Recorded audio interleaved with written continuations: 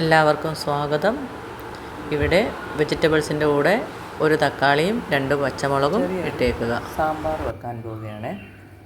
ചെറിയ കഷ്ണം പടവലങ്ങ അരമുറിയുണ്ട്, 2 ഉരുളക്കിഴങ്ങുണ്ട്, ഒരു ക്യാരറ്റുണ്ട്, ആവശ്യത്തിന് കറിവേപ്പില ഇട്ടിട്ടുണ്ട്, ഒരു സവാള ഇട്ടിട്ടുണ്ട്, പിന്നെ ഒരു ചെറിയ വഴുതനയുടെ കഷ്ണവും ഇട്ടിട്ടുണ്ട്.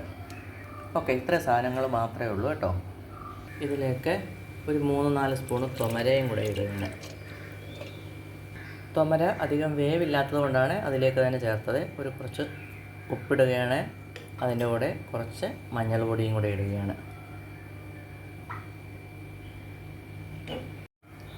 2-3 വിസിൽ കയറട്ടെ, അതുവരെ അടച്ചു വെച്ച് വേവിക്കാം. എന്തൊക്കെ സാധനങ്ങളാണ് വേണ്ടത് നോക്കാം.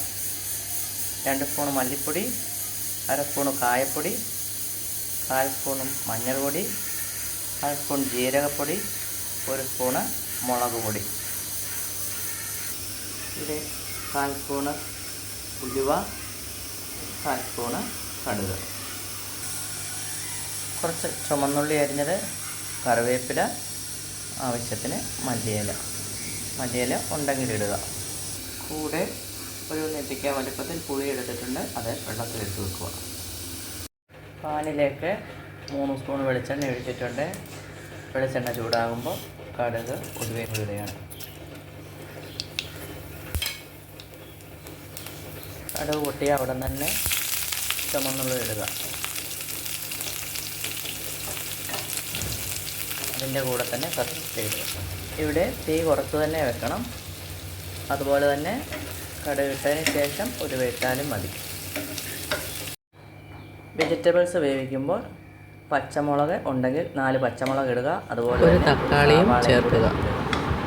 ഒന്ന് തിളയ്ക്കാൻ തുടങ്ങുമ്പോൾ പുളി പിഴിഞ്ഞൊഴിക്കുക.